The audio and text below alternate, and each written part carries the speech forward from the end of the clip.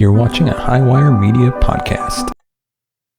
Welcome to the True Crime Never Sleeps show. Today's episode of Murder Monday, we dive into the murder at sea. Before we do that, give us your thoughts on this case in the comments section below. And as always, thank you so much for watching and listening. A lot of people spend their entire lives working towards one special chapter, and that is retirement. It's the point where we finally accomplished our goals, have hopefully saved enough money to stop working, kick back, spend time with family, maybe travel a bit more, and sleep in past 8 a.m. Which, I don't know one elderly person that sleeps in past 8 a.m., but that's what they say retirement is. It's a time where we can look back and go, all that hard work has finally paid off, where we can finally have a little peace and quiet after years of grinding away to provide a good life for ourselves and our loved ones. But not everyone is willing to put in the years of hard work to get their retirement. Some people are willing to take shortcuts to get there, even if it means killing the people who have worked hard for it and taking it as their own. So let's roll back the clock to 2004 and take a trip to Newport Beach, California, where 57-year-old Thomas Hawk is living with his wife, 47-year-old Jackie. Now, Thomas has spent most of his years working really hard for his family and his country. He is a Vietnam War veteran who worked as an Air Force security police officer, a firefighter, and a probation officer. He was also a bodybuilder on the side, so not exactly someone you want to mess with. But from everything I read, it sounds like Thomas was as sweet as could be. He was a family man at heart, someone who busted his butt working hard to save for his future and his two sons during his first marriage before Jackie, and those two sons were Ryan and Matt. But it wasn't just his family that he was invested in. It said that Thomas was the kind of guy who cared about the people he worked with. As a probation officer, he really took an interest in the people he was helping and wanted to see them succeed with this second chance at life. He believed people were capable of change and improving their lives for the better. This was a philosophy he also applied to his own life. After things didn't work out with his first wife, Thomas moved to Arizona, where he eventually met Jackie in 1986 at a friend's chili cook-off. And at that time, Jackie was working as a supermarket checkout girl. And she was also temporarily in a wheelchair after a bad motorcycle accident. Now, Thomas fell in love with her quickly, as did his two teenage sons at the time, who said Jackie just brought out the best in their dad after their divorce with their mom.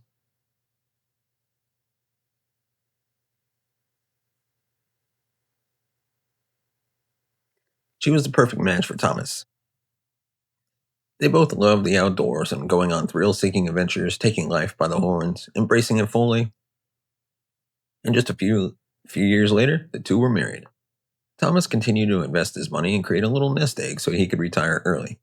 And by October of 2002, that dream came true. Jackie and Thomas sold their house in Arizona and moved back to California, where they settled in Newport Beach. Dream retirement. And they pursued another dream that they always had for themselves. By the way, you gotta have a lot of money to get a nice house in Newport Beach and retire. It's expensive, really expensive. So they moved there and they buy a boat and begin sailing. Now, this wasn't just any boat. This was a 55-foot yacht that cost them about $300,000 at the time. They got the money, a yacht. Yeah, my big dream. They named the yacht Well Deserved. They tricked this boat out with the latest technology and spent their time going from Mexico to Catalina Island off the coast of California. As Thomas's son Ryan put it, quote, being on water for them was a solitude. It was seeing the curve of the earth and seeing the sunset fall right behind it every single night. And that's how the couple spent the next 2 years of their life, venturing out on the open waters, enjoying all the fruits of their labor. But come 2004, there was a big change in the best possible way. So at this point in 2004, Ryan, who is Thomas's 27-year-old son, and his wife Nicole welcomed their first baby, and this would be the first baby in the family. And Thomas and Jackie were over the moon about becoming grandparents for the first time. The only problem was Ryan and his family were back in Arizona, and Thomas and Jackie wanted to be closer to spend more time with them. It was something that meant more to them than cruising the coast of California. So that fall, they actually put the boat up for sale so they can give back to Arizona. So Thomas put a small ad out for the yacht in a boating magazine, and by November, they had a bite. Around November 10th, Ryan, this is his son who's a father, spoke to his father on the phone and learned they had finally found a buyer. The sale was expected to go through over the next few days. So 5 days later, on November 15th, Jackie and Thomas got on the well-deserved the boat for one final trip out of Newport Harbor before they sold it. They actually were just going to sail over to Catalina Island. Now, Jackie called her friend around 4:06 p.m. that day saying, "Hey, we're out to sea." But after that, the couple seemed to go radio silent. A few days passed as people began to wonder, why were both Jackie and Thomas's phones off? No one had heard from them since before that final trip they took out to Catalina on the 15th. So that's when Thomas's friend Donnie called Ryan, Thomas's son. He told him, "Hey, I'm supposed to help your dad pack up some of his stuff and move back to Arizona. I've been trying to get in touch with Thomas for the last day or so. I'm not getting an answer. Have you heard from your dad?" Now, Donnie and Ryan knew it was unlike Thomas to just stand someone up like this, which is when Ryan called in his Uncle Jim, a retired police chief in Carlsbad, California, not too far from Newport Beach. Both Jim and Donnie, Thomas's friends in California, meet up sometime around the 17th. They go down to the dock in Newport to see if the boat is there and if they can find any sign of Thomas and Jackie. Now, one of the first things they notice is the well-deserved and its dinghy are back in the slip, but the dinghy is not tied to the dock properly, and its motor is still in the down position in the water. So if they know something about their friend Thomas, he is super careful about boating safety. He would have never left any of this stuff like this on his own. Now, on board the well-deserved, they don't see any sign of Thomas or Jackie, but they find that all the tarps on the deck have been removed, so nothing is covered. It's just sitting out in the open. Again, this is not something Thomas would have ever allowed. And weirdly, there's a towel hanging on one of the portholes. And even more alarming, a lot of Thomas's things he kept on his board, like his surfboard, expensive radio, a few other items, all seem to be missing. So after seeing this, Jim, Thomas's brother, Uncle Jim, leaves a note for the prospective buyers of the boat because he figures they're going to come looking for this soon enough because they're supposed to sell it. And since he doesn't know who they are, he wants them to know, "Hey, the owners of the boat haven't been heard from. If you've seen or heard from Thomas or Jackie, let us know." He also thinks maybe it's possible that the buyers were one of the last people to see Jackie and Thomas before they disappeared. Like maybe the buyers had already come. Well, sure enough, a few days later, one of the buyers actually calls Uncle Jim, and she says she and her husband paid for the boat in all cash. They don't say anything about when they last saw Jackie and Thomas, but she kind of rushes Jim off the phone pretty quickly to tend to what sounds like a baby in the background. Well, Jim's like, maybe I can get into Thomas and Jackie's banking account, see if they received the cash for the boat, knowing they would have probably deposited it right away. But there's been zero activity on their banking accounts since the day they were last heard from. There was no big deposit at all. So they start calling around to local hospitals. They're like, maybe they sold the boat, got the cash, and then from the time they got the cash before they can get to the bank, something bad happened. They call hospitals, they get nothing. So finally, the day after Thanksgiving, November 26th, Jim and Ryan hear that someone has accessed the couple's accounts. Finally. But whoever it was tried to withdraw money, not deposit the boat money. And even sketchier, this transaction originated in Mexico. So at this point, the family's like, okay, we know they're a couple. They're grown adults. We think something bad happened here. It's time to get the police involved. So that afternoon, 11 days after Jackie and Thomas were last heard from, they officially take this information to the Newport Beach police and file a missing persons report. And as they start interviewing those closest to the couple, they realize there was something a bit odd about the buyers of the Hawks boat. I mean, obviously we haven't gotten there yet, but I don't know how people continue to think that they're going to get away with this kind of stuff. It's like trying to rob a bank now and trying to get away with it. Like, good luck. You're going up against local police, the FBI, anybody that's investigating. I mean, a couple pulls out an ad saying they're trying to sell the boat and they go missing and the boat's still there. It's like, okay, not taking care of a property. Like, obviously something's going on.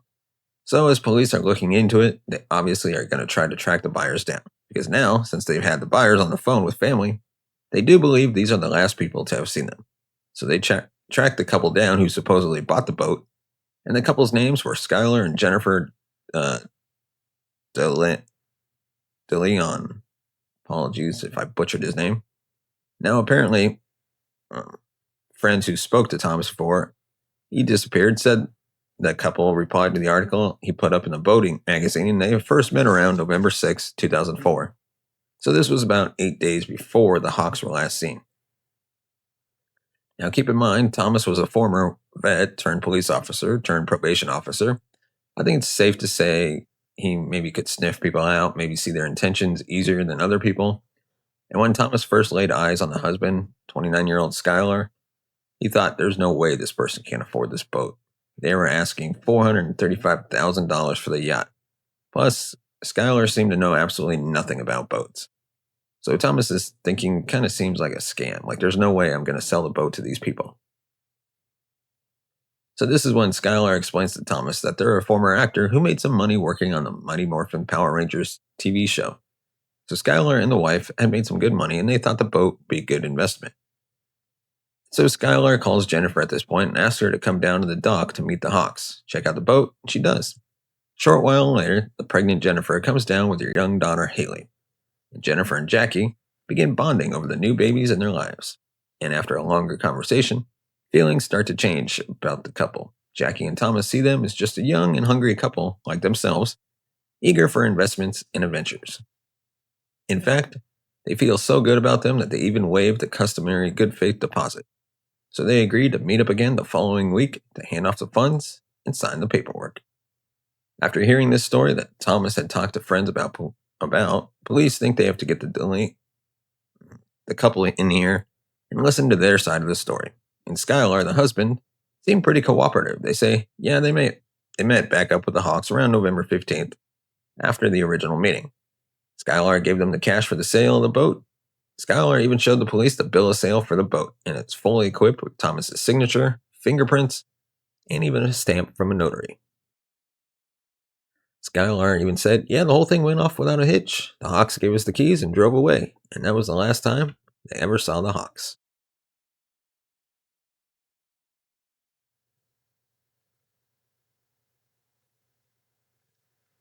Well, Skylar even tells the cops, hey, we actually had a friend with us, someone who was there during the transaction and saw the whole thing go down. You can call him. He's a guy named Alonzo. But first, the police speak with Jennifer, the wife, and she says, we're concerned as well. We've been trying to get in touch with the Hawks to tie up some loose ends with the sale, especially because they left a bunch of their belongings on the boat, and now we don't know where to send them. So police think everything is going kind of normal with this couple until Skylar admits something while they're talking to the police that kind of catches them off guard. Skylar admits that the cash they used to buy the boat was drug money that they were trying to launder. Now, I have no idea why this guy would just openly admit it.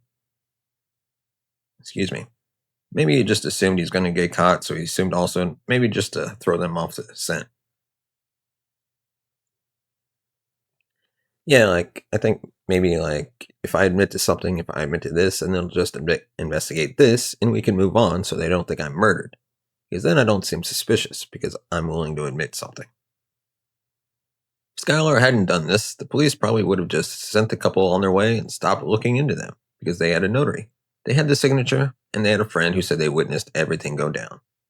That little comment, the police was like, well, we just need to keep them on our radar, because obviously they're not too opposed to being involved in shady things, especially when police go searching the well-deserved for more clues. So the day after the Hawks are reported missing on November 27th, 2004, police board their yacht, and one of the things they find on the yacht is a receipt from Target. Now what's interesting is it's dated 2 days after the Hawks were last seen, and it's for things like trash bags, bleach, cleaning items. Yeah, you know where this is going. So the police go to the Target that was listed on the receipt, and they ask for surveillance footage from the date and time on it. They didn't find Skylar or Jennifer at the Target, though. They find Jennifer's father walking around shopping instead. So they questioned Jennifer's dad. He said he was sent on an errand by the couple that day. They told him they needed cleaning supplies for a volunteer job at their local church. But the timing of all this, and the fact that they found the receipt on board one of the last places the Hawks were ever seen, that sets off alarm bells for the police. I feel like it's a good idea, and I know it'd probably be a hassle, and there's a lot of people who buy this stuff without being shady. But any time a weapon, like an axe or something that cuts anything, trash bags, bleach, and rope is bought together, the store should be able to mark that. And then if there's ever an investigation in the area, it's like alerted and it's like, oh, hey, let's check out the camera at this store. Who came through here? Who bought this stuff?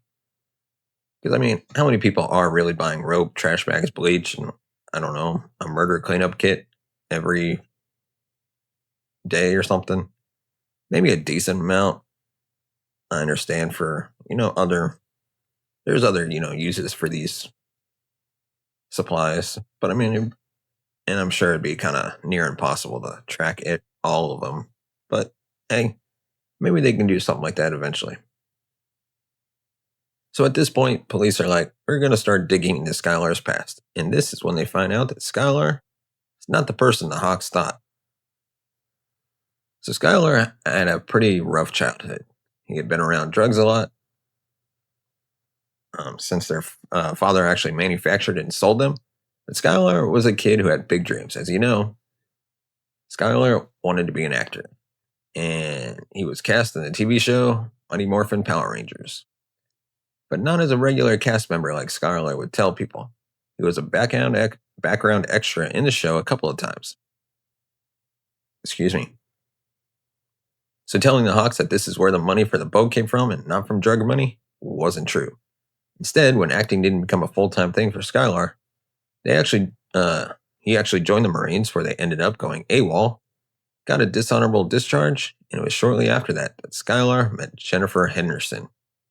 Jennifer was a hairstylist and devoutly religious. Skylar was working as a mortgage lender at the time when the two fell in love, and together they moved into a unit on Jennifer's family property. Skylar got her pregnant almost right away, and they soon got married. But Skylar was not a great influence on Jennifer, as you can imagine. The two wasted away all their money. They racked up massive debt. They found ways to swindle people to try and repay loans that they had taken, all while chasing dreams that they didn't necessarily deserve, including a new one Skylar had come up with recently. Get on a boat, sail to Mexico, and spend their days living out on the ocean as a family. Now, obviously, that's where the Hawks came in, but the police knew something Jackie and Thomas didn't. Skylar was $87,000 in debt with a child on the way and a convicted felon. And at the time of the sale, Skylar was on probation for armed robbery. Now, knowing all this and that Skylar admitted to using drug money to try and purchase this boat, police have a really bad feeling about what actually may have happened that day. Did he think that they weren't going to look into him and check this out? I mean, it's so easy to be like, oh, he has a felony on his record. Also, Skylar had told police something else that was kind of damning. Alongside signing the boat over to them and watching them drive off into the sunset, Skylar said the Hawks gave him durable power of attorney because they were helping them secure a vacation home for them in Mexico. This is Excuse me. This is a massive red flag to police. Why would a couple sign over the power of attorney to someone they had met twice, who was buying their boat?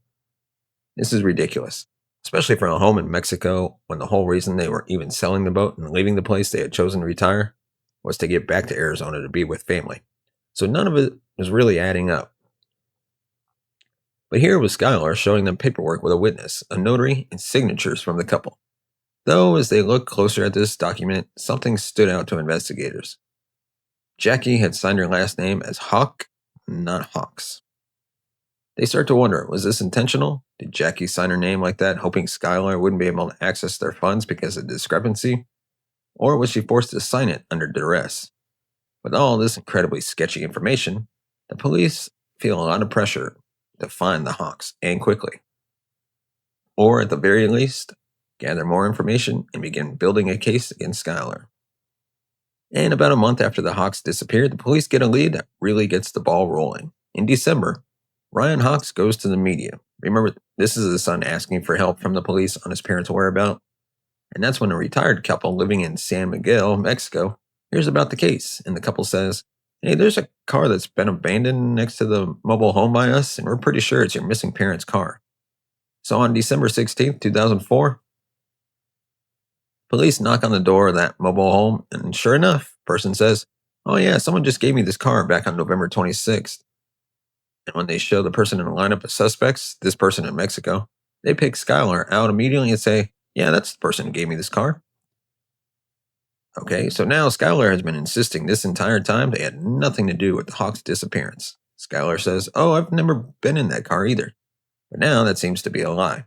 So the police impound the car, scan it for DNA evidence. Meanwhile, they speak with Skylar's probation officer and find that he had asked for permission to leave the country around the same time, that November.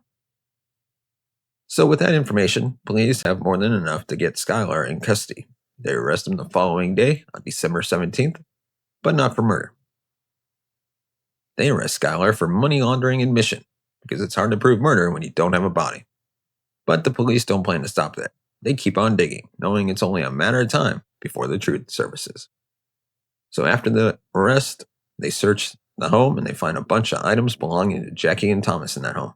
They find Jackie's laptop, the video camera, the batteries to both of their cell phones, personal documents, their IDs, and they also get results from the DNA analysis on the Hawk's car and confirm that Skylar's DNA was all over the inside of the vehicle, proving that Skylar had lied about being in the vehicle.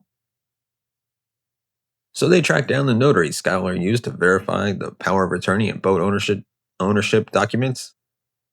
They call her in for questioning. Her name is Kathleen Harris. Now, this wasn't Kathleen's first time sitting in front of the police for this case. She had already been called in a few times and insisted each time that she saw Jackie and Thomas sign that paperwork in front of her. But after Skylar's arrest, her tune starts to change. She admits to police she actually didn't notarize them in person, but instead after the fact, in a hotel room, in fact. So she was bribed or paid for it 100%. Yep, Kathleen confesses to being paid $2,000 to backdate the documents.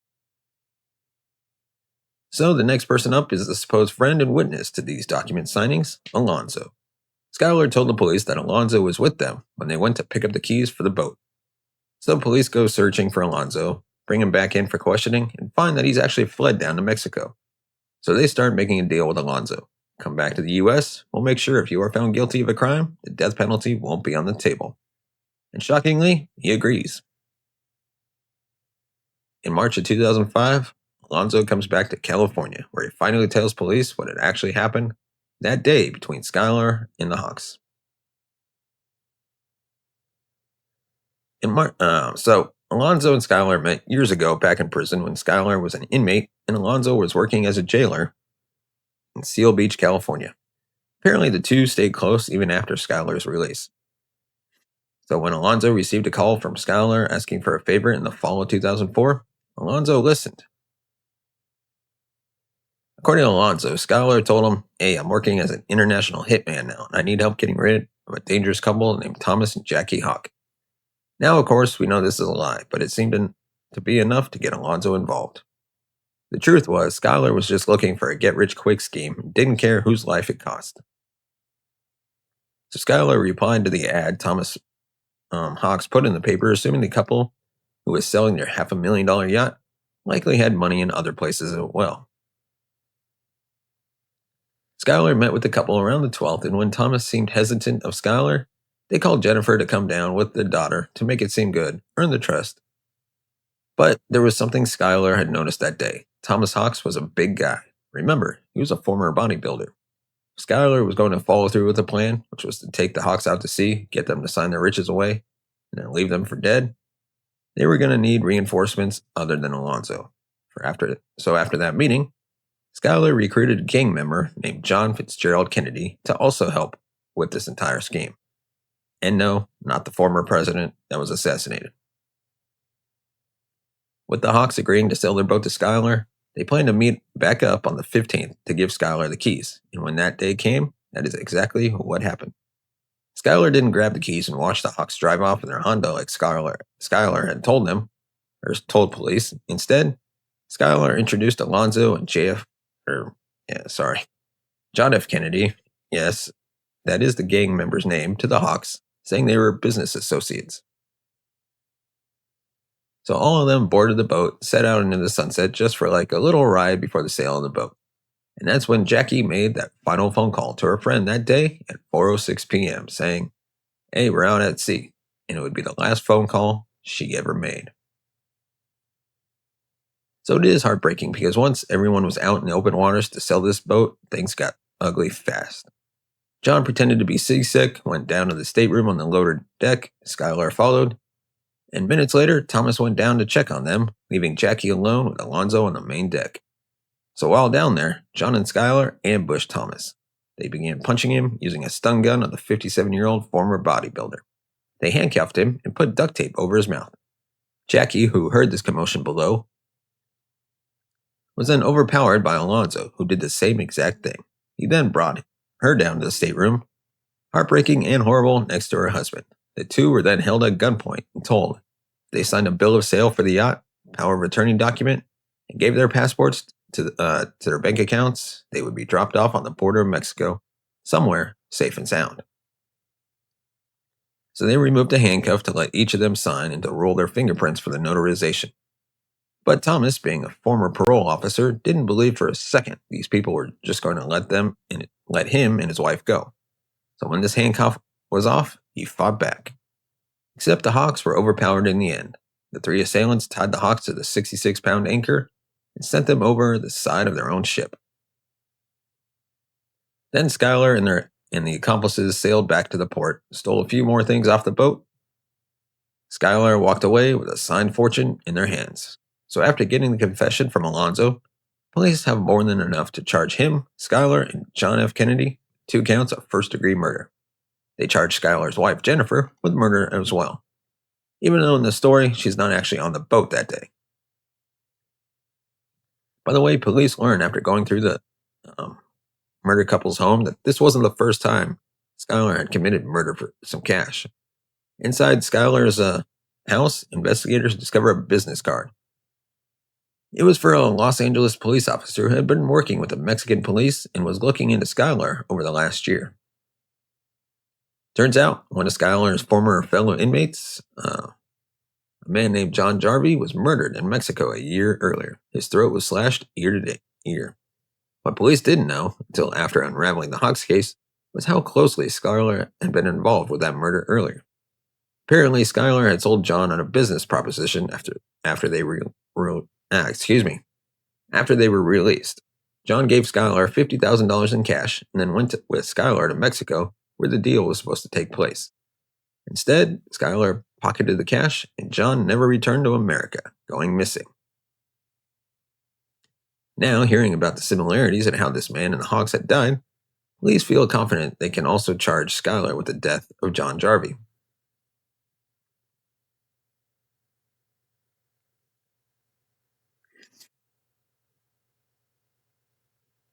Excuse me. So when the trial begins, the state actually is like, hey, Jennifer, we'll give you full immunity if you testify against your husband. And she refuses. She goes on trial in November 2006 and is found guilty of first-degree murder and sentenced to 2 life terms. I can't understand why you would refuse full immunity. Like, even she was pregnant at the time and had a daughter. Like, why not just take the deal?